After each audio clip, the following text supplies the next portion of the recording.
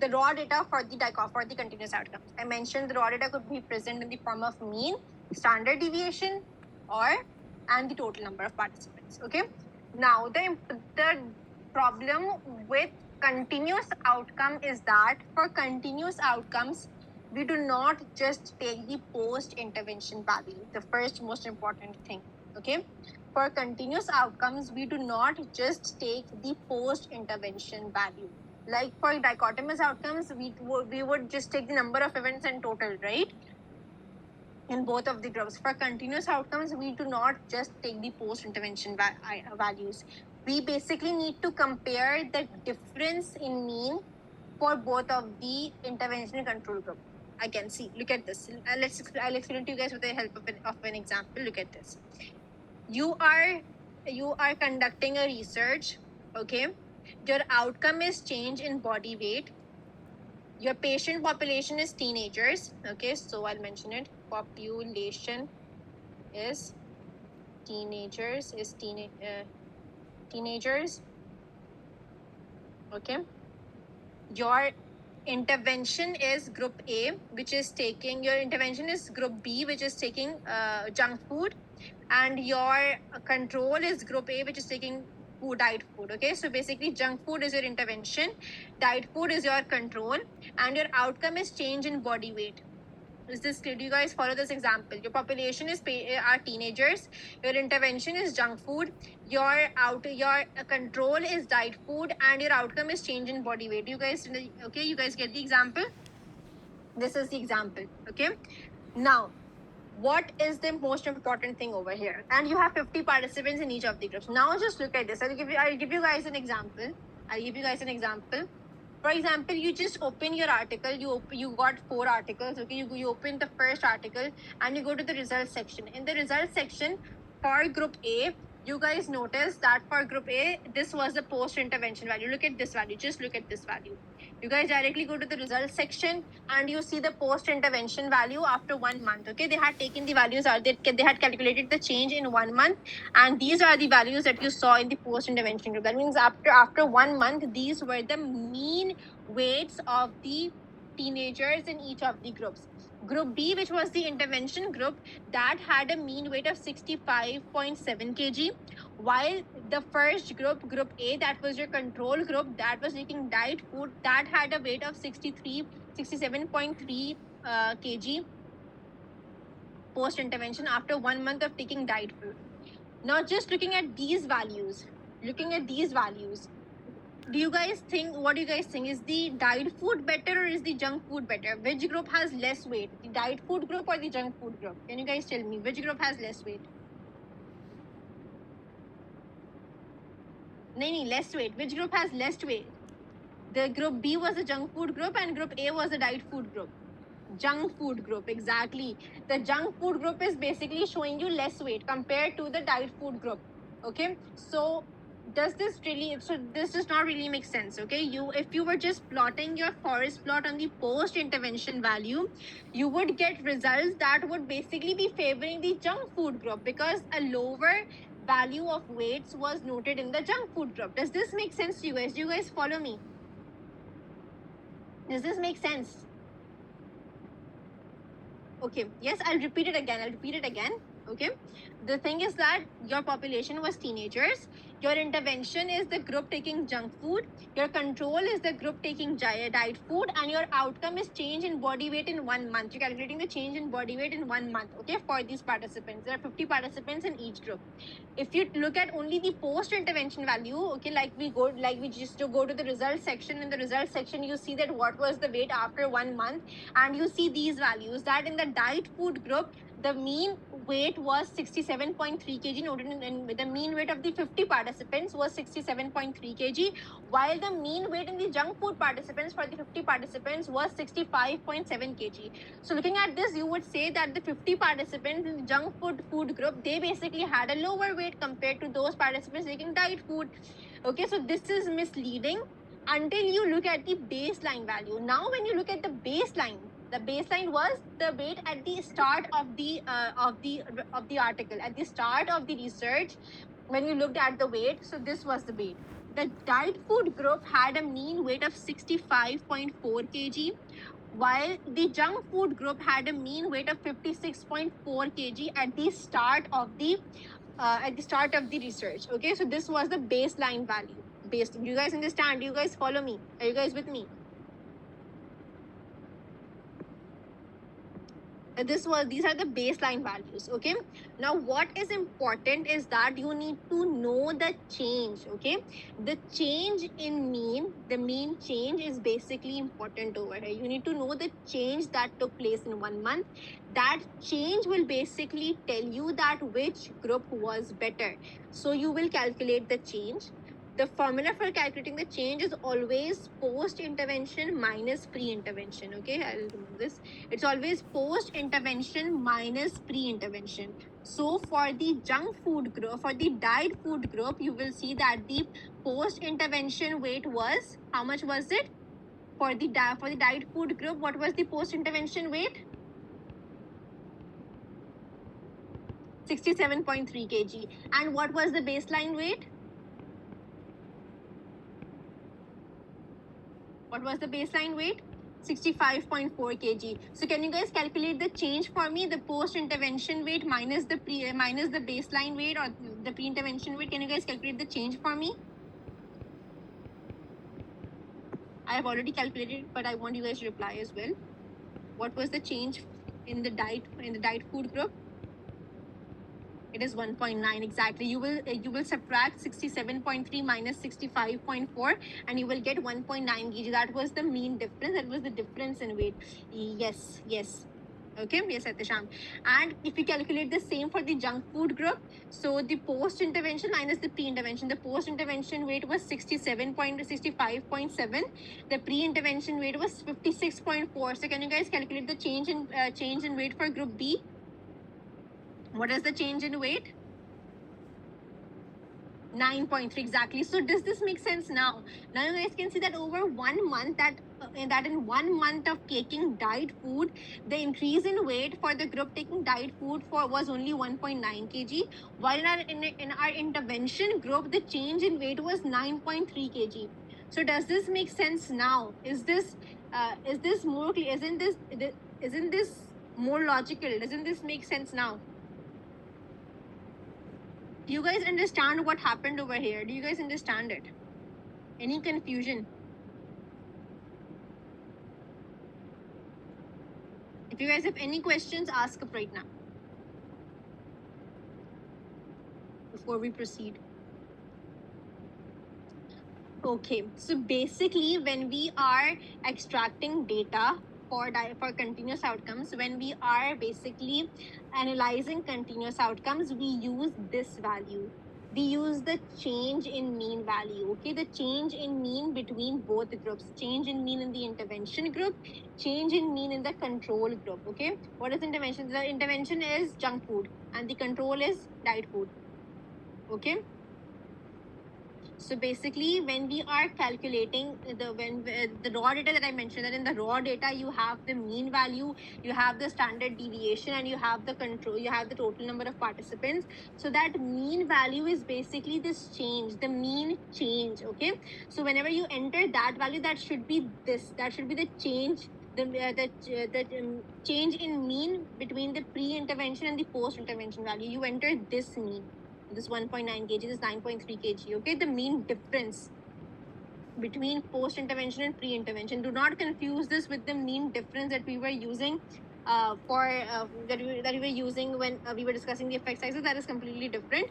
This is basically the mean difference that you enter into RevMan. So that raw data, in the raw data, I mentioned the mean, right? The mean, the standard deviation, the total. That mean is basically this mean. The change in mean in each group, in the intervention group and the control group. Yes, so the raw data mean is this. The raw data mean that you enter into RevMan is basically the change in each of the groups. You do not take directly the post-interventional values. You take the change in the intervention group and the control group as your mean. And you calculate the standard deviation for this change. Is this clear? Yes, I'll repeat it again. See, You guys understand why we are using this, right? You guys understand that why are we calculating this change, right? This change basically, see these baseline groups and this post-intervention group, these are the mean weights for the 50 participants, right? In each of the groups. These are the mean weights for the 50 participants in each of the groups, okay? So now, Dr. Sharyar, your mic is on. किसको recording कौन कर रहा है? Dr. Sharyar, your mic is on. हाँ फिर ठीक है. So now किसको for बता रहे? just a second, guys. Just a second. Okay. So yeah. So these are both mean values, okay? In the baseline value is also the mean value of the 50 participants. The post-intervention value is also the mean weight for the 50 participants, okay? What you need basically for entering into your RevMan are not these mean values. You actually need the change in mean that has taken place over the time period in both of the groups, in the intervention group and the control group. You need the change that has taken place, and that will be the mean that you enter into RevMan. Okay, is this clear now, Malaika, Anaya? Is this clear now?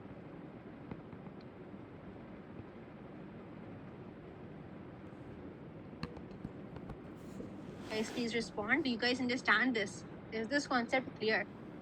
If you have any confusion, ask me right now. I will repeat it again. I will explain it again.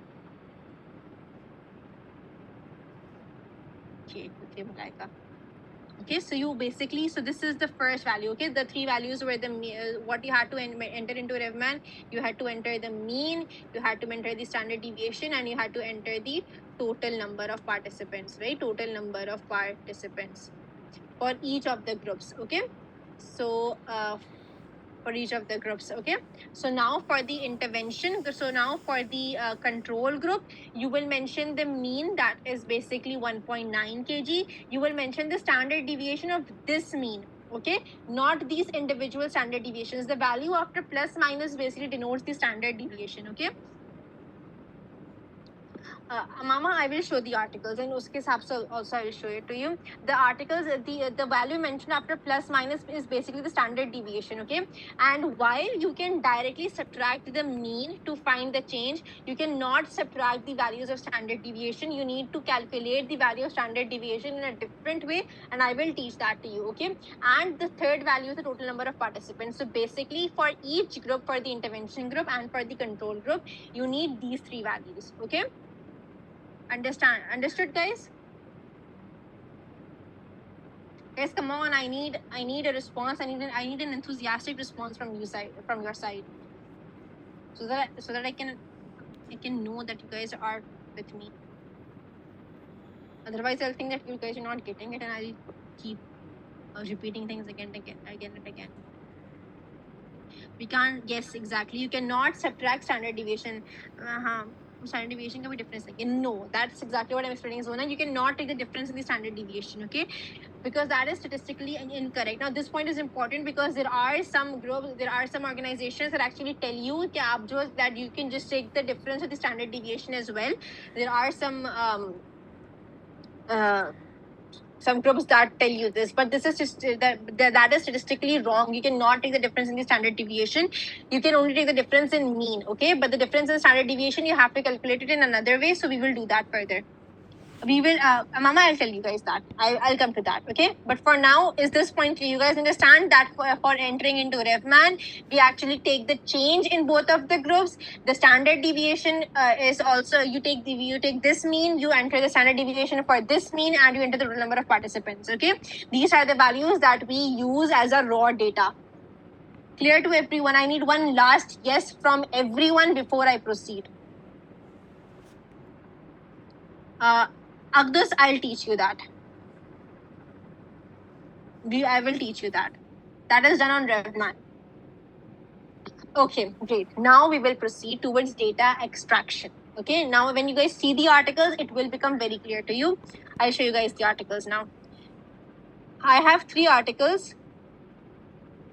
Okay, and this is the data extraction sheet that I have prepared for these articles.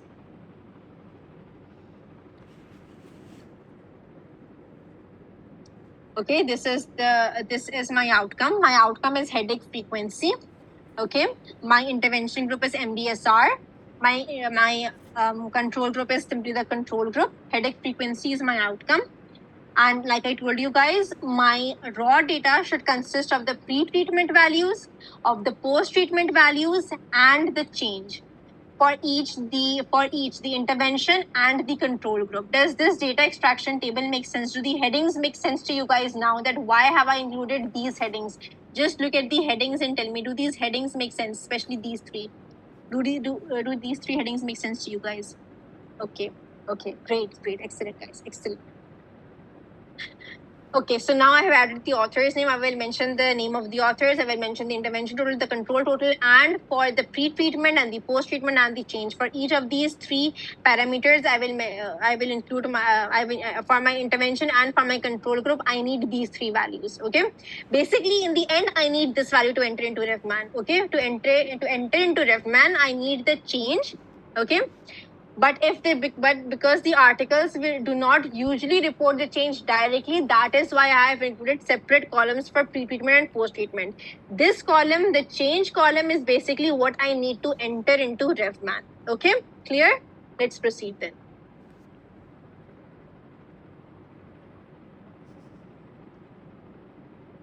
The first study that we'll see is okay. We'll see seminotics, I guess, first.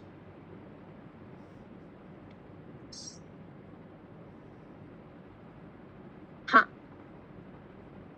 Let's look at this. Just yes. So this is our again. The procedure follows the same.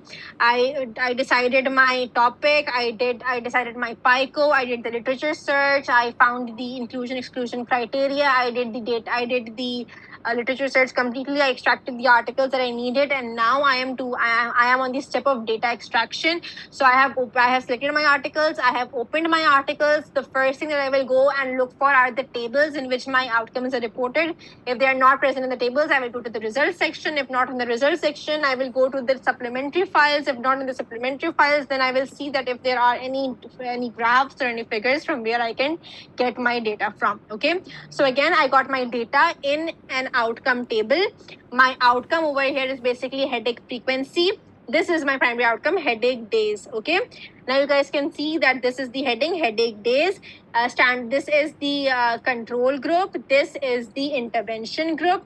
This is the baseline value, and these are the follow-ups. Okay. These are the follow-ups. Now, one thing that is important, it is possible. It is not, listen to me carefully. It is, and this is a separate thing that I'm telling you guys, that it is possible that you have the follow-up is basically in different weeks. Maybe like, for example, over here, after 10 days, there was a follow-up. After 20 days, there was a follow-up. And after 52 days, there was a follow-up. So which post-interventional value should we use? Should we use the value that is after 10 days, after 20 days, or after 52 days? Now, there are 2 to 3 ways to decide that which post-intervention value you should use, okay? That after how many weeks follow-up should you take into consideration. The most important thing is that, first of all, I will just give a read to all my articles. I will see the results of all of my articles, and I will see that in the majority of the articles, what is the follow-up? What is the follow-up period? So I noticed that in most of the articles, the follow-up period was after 20 days, and that is why I will take 20 days follow-up as my follow-up period. Okay, is this please explain Excel sheet. Hamza, Excel sheet may basically, I'll come to it, but right now, do you guys understand the follow-up period? I'll come to your question after this, Hamza. Do you guys understand the follow-up period? And how do you decide the follow-up period? You decide the follow-up period depending on what the follow-up period is in the majority of your articles. Okay, if the majority of the articles were taking the follow-up for 52 weeks, for 52 days, then I will try to keep it uniform. If some article was taking it at 52 weeks and one article had it 50 weeks, so I will try to keep it near 52 weeks. Okay, I would try to keep it near. I would take 50 weeks or 54 weeks, but not 60 weeks or not 40 weeks. Okay, do you guys understand that? You try to keep the follow-up periods close to each other. The follow-up periods that are close to each other, you try to take those values. Okay, is this clear? Ihtisham, is this clear? This is same like I told you guys for the adverse outcomes that you, or for your secondary outcomes and dichotomous outcomes, that whatever outcome is being repeated in most of the studies, you can take that as your secondary outcome, right? So the same thing goes over here. They have SMH basically means the usual care over here, okay? So stress management for headache. So it's basically the control group, okay, Asad? It's the control group over here. They've labeled the control group as SMH. Okay. So the first thing is this, that this is how you take the follow-up. Okay. The second thing is that if the follow-ups are very variable, they're extremely variable in all of the studies. It's not easy to get a uniform follow-up in all of the studies. So what you can do is that you can take the follow-up that is the most significant follow-up. Okay, it is usually mentioned in these studies that the follow-up at this week was the most significant. So you just take the most significant follow-up. Okay, and you will mention all of these points in your discussion section.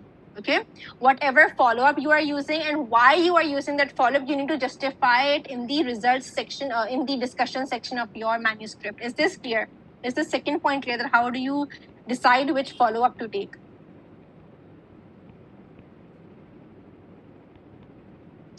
Okay, great, excellent. The ones that is most significant in all, yes, in that what like for example, in one study the most significant follow-up was at 20 days. In other studies the most significant follow-up was at 40 days. In another study the most significant follow-up was at 35 days. So again, these days are quite different. They're not near each other, so you cannot decide on one follow-up visit to follow. So you can just take the most significant one. Okay. Just say the most significant one if there is no if the follow-up period is not uniform in all of the studies. Okay, Malaika, do you understand?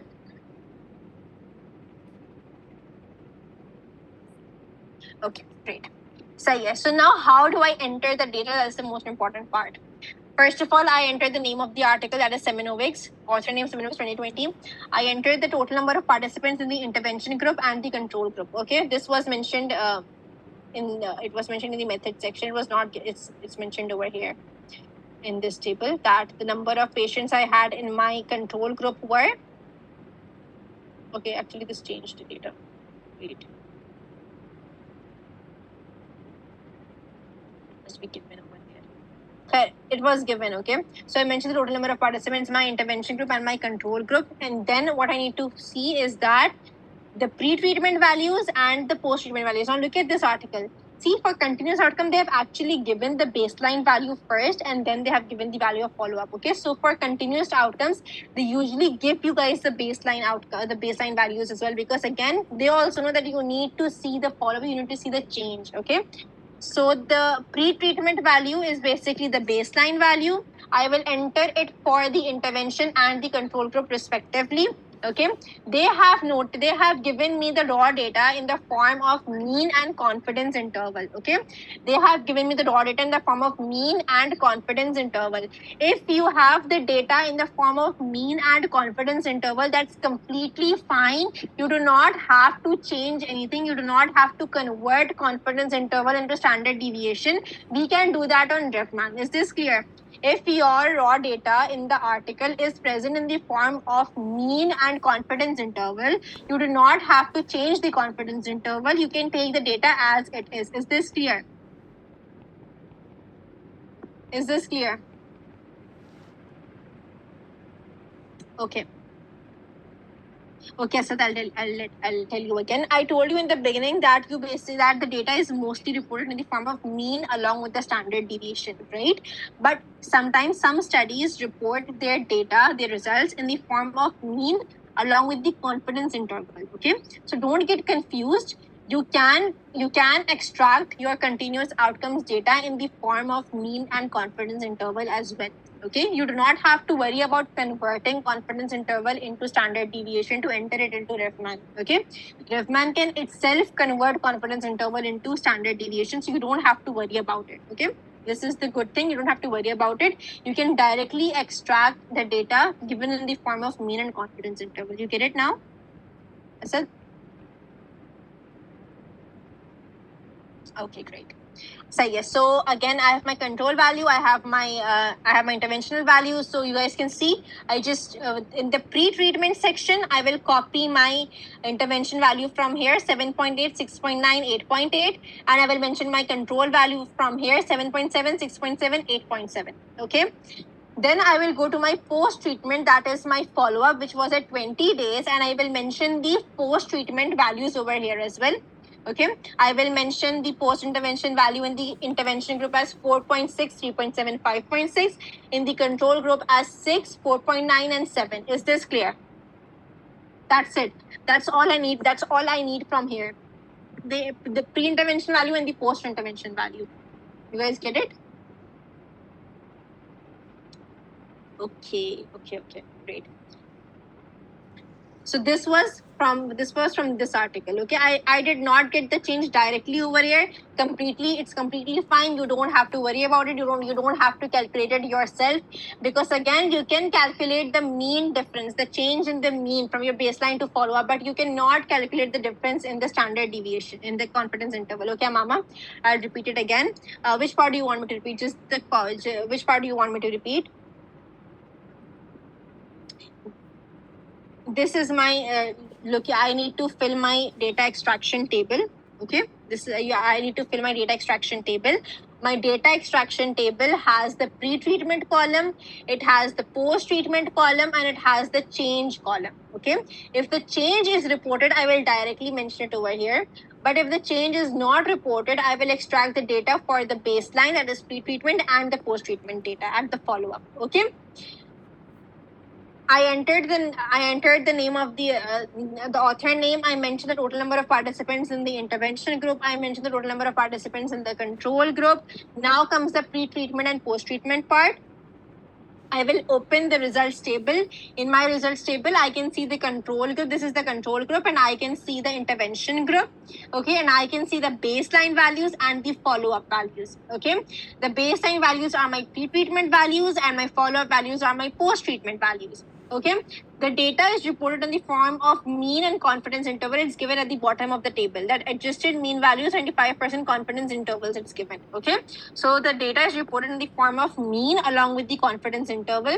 I will exactly copy paste these values into the respective cells on Excel sheet. I do not need to convert any of these values. Okay, simply I have my baseline value of in my control group as 7.7, 6.7, and 8.7. I mentioned it over here. I have my mean and confidence interval in the pre-treatment for my intervention group, and I mentioned it over here. Same goes for the post-treatment. I will take the 20 days follow-up. I took the intervention value and the control value and mentioned it over here. Is this clear now, Amama? What I have done? Okay, great. So yeah, so this is all I've done for this from this study. This was my required outcome. I got in my study. I did the data extraction. I will move towards my next study now. Okay, my next study. My next study has something different to offer. I'll show you guys what the difference is over here. I included these studies because there were some differences that I wanted to discuss. Aruba change we did not mention because we can directly calculate the change for our mean value 7.8 and 4.6 we can calculate the mean difference easily, but you cannot calculate the difference in confidence interval directly. Okay, you cannot just subtract the confidence intervals from each other, so that would be statistically wrong. That is why we did not mention the change over here. Okay, this article did not give us the change directly, so we have not mentioned it. We will calculate it in another way. I will explain it to you guys after this. Okay, over here we will just take the data that our table has given us. Okay, Fatima, why I took 20 days? I took 20 days because when I read all of the articles related to my topic, I saw that that 20 weeks was basically the follow-up that was being used by most of the studies. That is why I took the 20 days follow-up. Okay. Where is mean mention article? See, Amama, at the bottom of the table, they usually mention how they have reported the values over here. So over here, they have mentioned that the values are reported in the form of adjusted mean values with the 95% confidence intervals. Okay. So this is the mean along with the 95% confidence interval. Okay. You get it? It's mentioned in at the footnotes of the table that how they have recorded the outcomes. Okay. Any more questions, guys? Padma, do you understand the follow-up point? Okay, great, excellent. Now we will take a look at this next article. Okay, this article has something different that I want you guys to know. It is another way in which the results could be given to you guys. I want you guys to tell me the difference in how this headache frequency, basically this is what I require over here. Okay, this is the headache frequency that I need. Can you guys now tell me that, can you guys notice any difference in how these values are reported? Median is given. Exactly, Nidal. Median is given. Exactly, median is given. Anaya, what do you want me to repeat? I've just completed that part.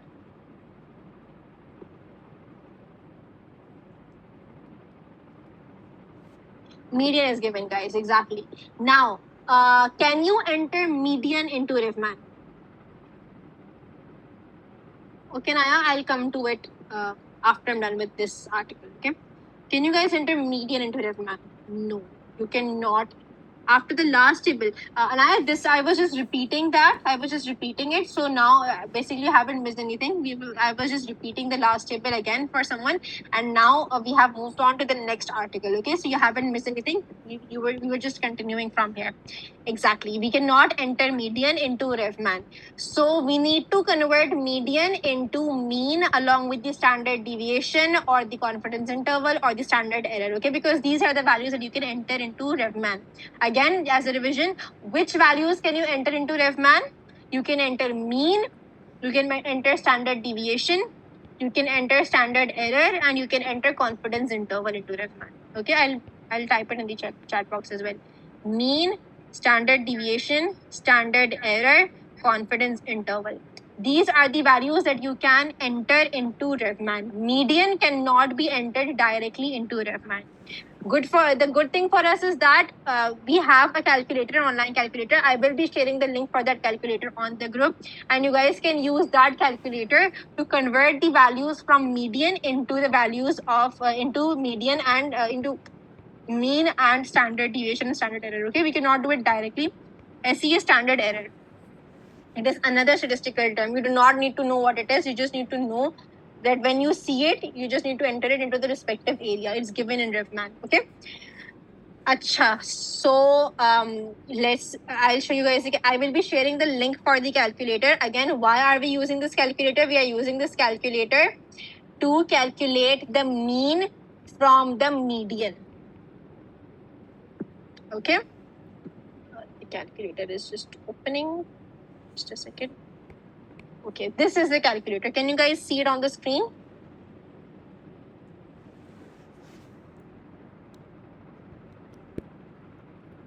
Can you guys understand why I'm using this calculator? Do you guys understand the need to convert median into mean and standard deviation?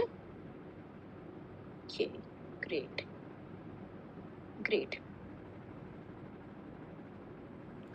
So yeah, so this is what the calculator looks like. I will be sharing the link on the group, so that's completely, so don't worry about it, okay? Now, this is my required outcome, headache frequency. This is the baseline, and this is the final follow-up median. Okay, and again, why am I not taking initial follow-up? Because again, I read the article, I noticed that the follow-up that I require is the final follow-up. It was taken at the 20 days time period. Forget all of that. What you guys need to focus over here is that how do I convert this median into mean? This is the calculator. You do not need to make any changes over here. Okay, do not make any changes. So quantile estimation will be selected. Leave it as it is. Okay. Look at this now. Look at this value. This is your intervention group. This is your control group. This is your pre-treatment value. This is your post-treatment value. Okay. All of the required values are given, or are they not given? All of the required parameters are given, right? Intervention group, control group, pre-treatment, post-treatment. All 4 values are given to you. But they're just given in the form of median along with the 25th and 75th percentiles. Okay. Now, there are just some terms I want you guys to familiarize yourself with so that it's easy for you to use this calculator. The median value, you guys are required to give the median value. The median value is basically given. Okay, it's easily given. Then the other values that you require are the minimum value, the first, are either the minimum value, the first quartile value, or the third quartile value, or the maximum value. These are the values that you are required if you have them. So what are these values basically? Now look at this, 25th and 75th percentile. It is possible that you have the 25th and 75th percentile. Now you guys just need to know this much, that the 25th percentile corresponds to the first quartile value and the 75th percentile corresponds to the third quartile value. Is this clear? Whenever you have data in this format, you will have whatever the 25th percentile value corresponds to the first quartile value and the 75th percentile correlates to the third quartile value. Is this clear?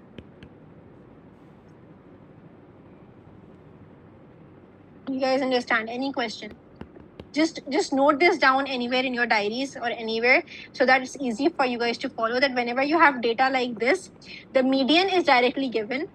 In the brackets, you could have the what is median, what are quartile? Okay, Ahmed, I'll come to it. That the 25th quartile value, or the 25th percentile value is always your first quartile, and your 75th percentile value is always your third quartile. Okay, on Ezra, you can copy it somewhere. 25th percentile is the first quartile, 75th percentile is your third quartile.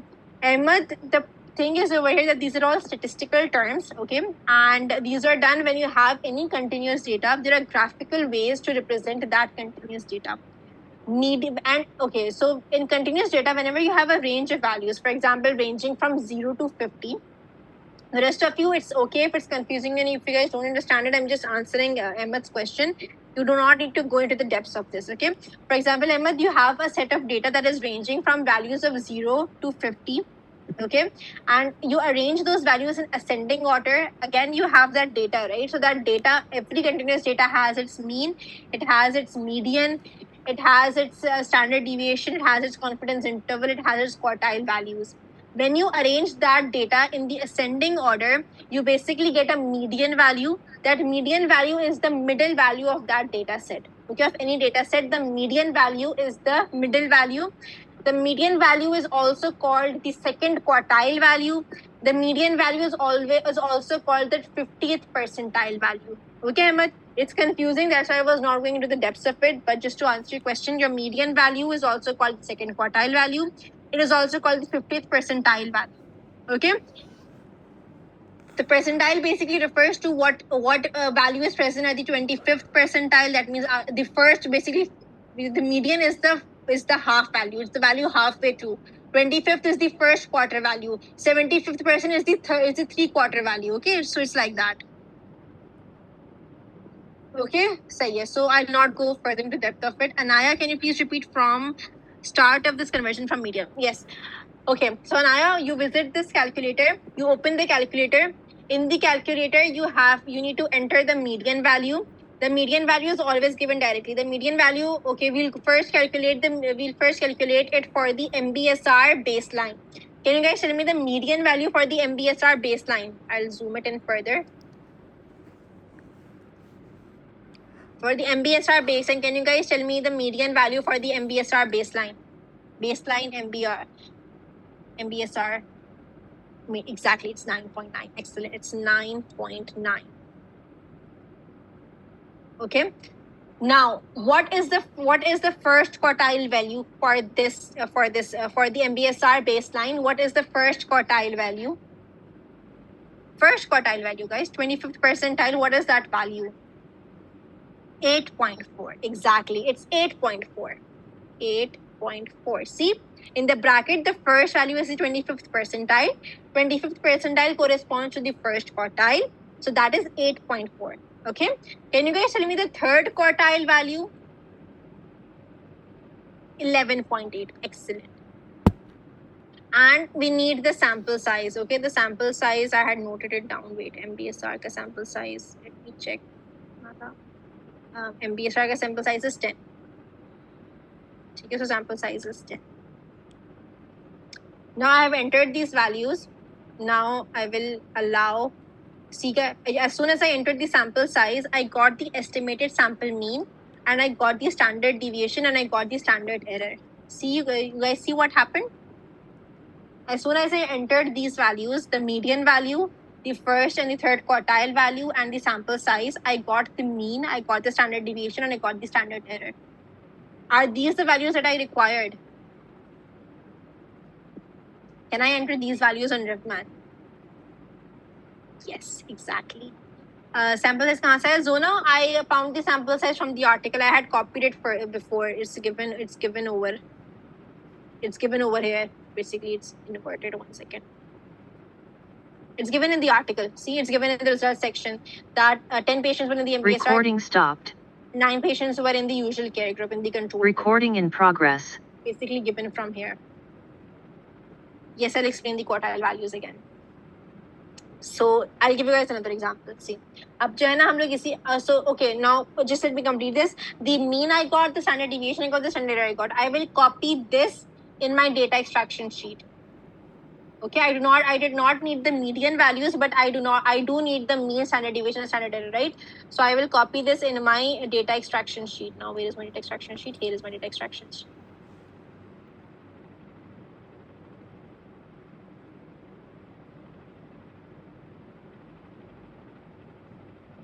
See, Wells, MBSR total 10, control total 10. This was the MBSR pre-treatment value, right? I used these values. That was the MBSR baseline values. I used this median and this 25th and 75th percentile, right? So I have calculated the values for MBSR pre-treatment, and what are the values that I got? That was 10.6. That was the mean. The standard deviation was 2.64, and the standard error was 0.92. Do you guys understand? And I will repeat it. Hamza, I will repeat it, but the rest of you, do you guys understand? Okay, we calculated these values from this calculator.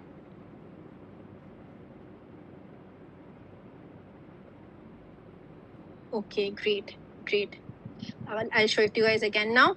See, Hamza, Anaya, you guys listen to me now. Whenever you have the median and you have the percentiles with it, you have the percentiles with it or the quartiles with it. They're also called the quartile. This quartile, you guys see over here, quartile. You have the percentiles or you have the quartiles with you along with the median. You cannot extract that data directly because you cannot enter this data directly into RevMath. You need to convert these values into mean, standard deviation, and standard error to enter it into RevMath. Okay, and for that we have a calculator. This is the calculator. I will be sharing the link for this calculator on the group. Now you need to understand how to use this calculator, which is very easy. First of all, you need the median value. The median value, yes, Elena, there's a difference, okay? First of all, you need the median value. I'll take the control baseline value as an example, okay? I'll take the control baseline value as an example now. So for example, the median value for this is 12.3. Okay, again, which median values am I entering? Exactly the data that I need in my data extraction sheet. I am only converting that data into mean, standard deviation, and standard error. The data that I need in my data extraction sheet, okay? So I need the baseline data for my intervention control group, right? I have already calculated the baseline data for my intervention group.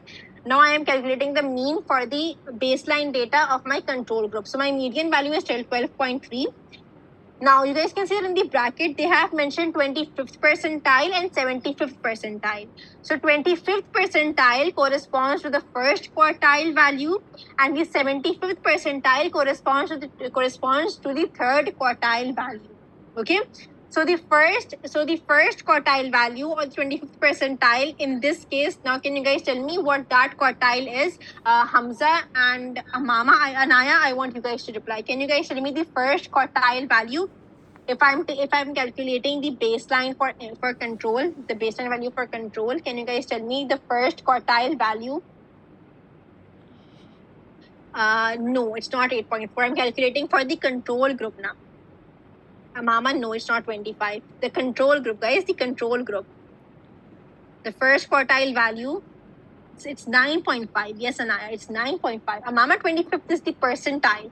That percentile to 9.5 basically corresponds to that value, right? So 9.5 is the value. Okay, so that is the first quartile value is 9.5. Do you understand, Hamza? Anaya, do you guys understand?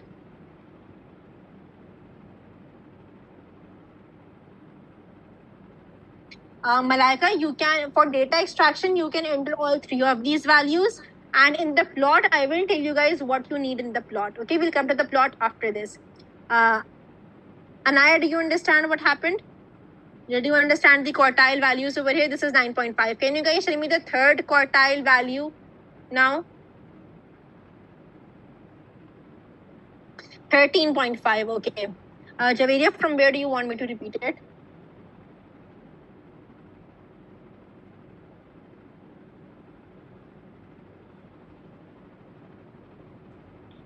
Okay, so okay, and the sample size in my control group is 9. Okay, so now entering these values, I will get the sample mean standard. I got the sample mean, I got the standard deviation, and I got the standard error, and I will copy these values into my data extraction sheet.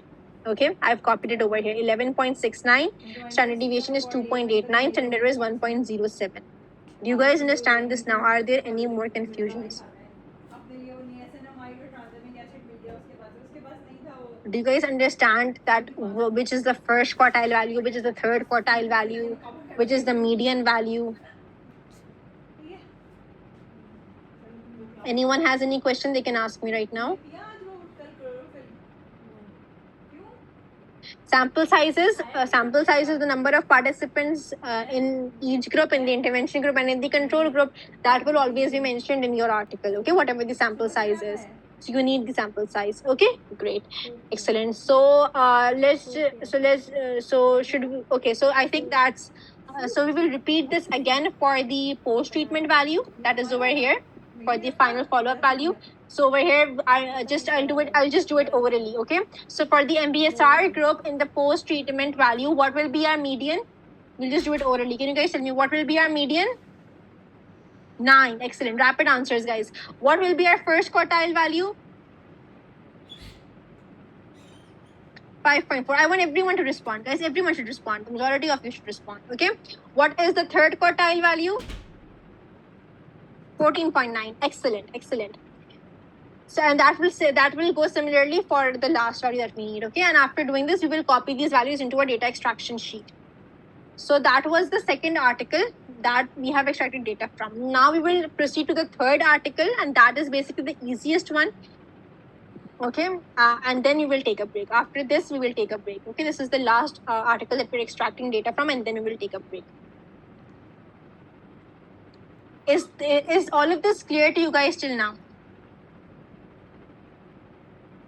Then again, those things are beyond the scope of our of this workshop. We do not need those things. So don't go into those confusing things. Okay. So right, we'll go to the. We're done with this calculator now. So I'll just. There we go. And we need the Excel sheet.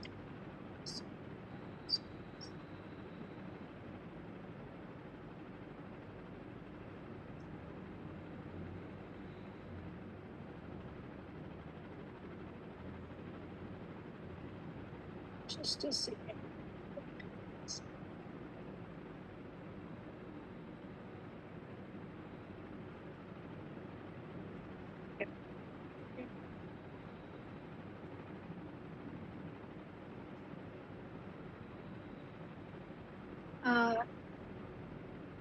Nidal, where did we find the bootstrap sample? I don't get it. I'm sorry. Where did we find the bootstrap sample?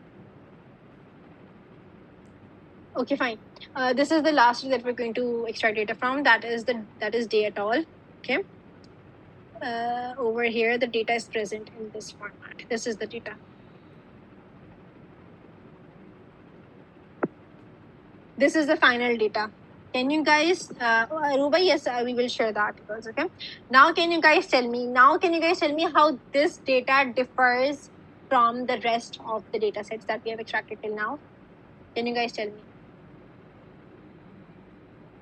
How is it different?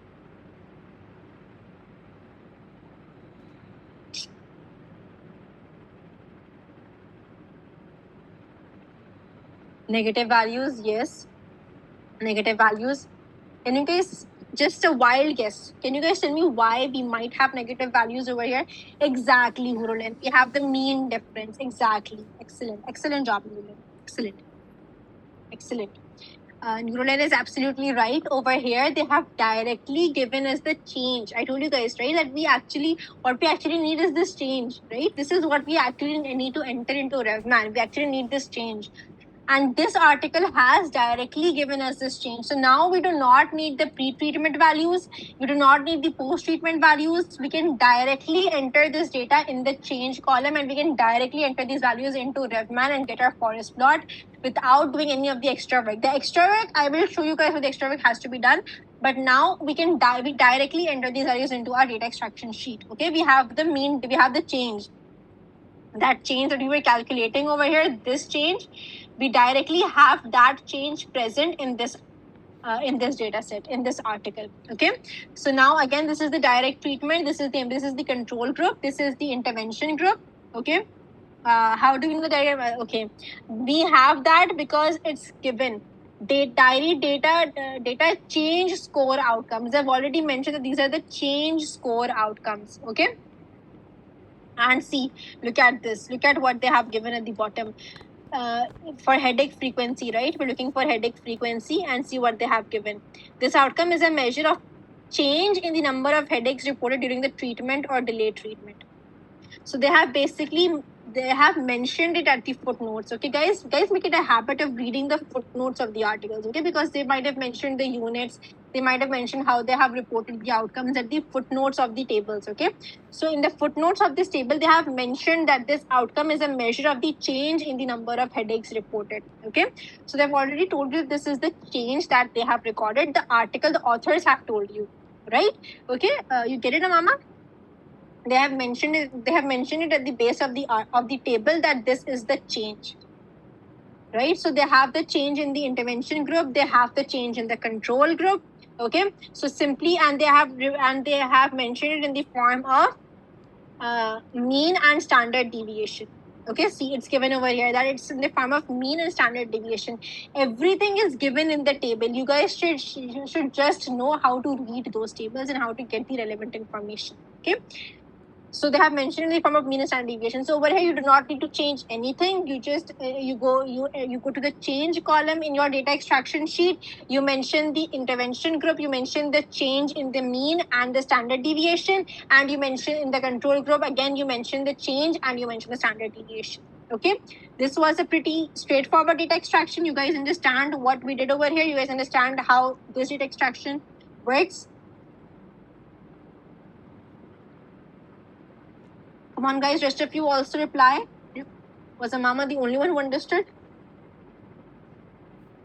So, guys, this covers most of the part. This basically covers our data extraction for continuous outcomes. Okay, I know it was a bit confusing.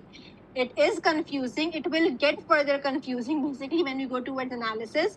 But basically, I wanted to cover as many types of data sets as we could, because again, you could get any type of data set when you are doing your data extraction. Okay, so I want you to be familiar with the different types of data sets that you can get and how to play with those data sets to get your required values. Okay. Ma'am, MBC and DT are against an MBC. Zona, basically the thing is that different articles mention, basically MBSR and MBCT are synonymous terms for each other, okay? And DT and SMH and the usual treatment, these are all again synonymous terms for the usual treatment given to treat headaches. So they have mentioned the synonymous terms, but when we did the literature search, when we went through the articles thoroughly, we actually made sure that these were basically our required intervention and control groups. Okay, so they have synonymous names, but they are basically the same thing. Okay, your articles can have the synonymous terms for the same intervention and control. Okay, so you guys, so are you guys clear with the data extraction? Is there any confusion? Just for wrapping it up, just a final revision, can you guys tell me the values that we can enter into RevMan for continuous data? What values do we require? Can you guys just tell me that?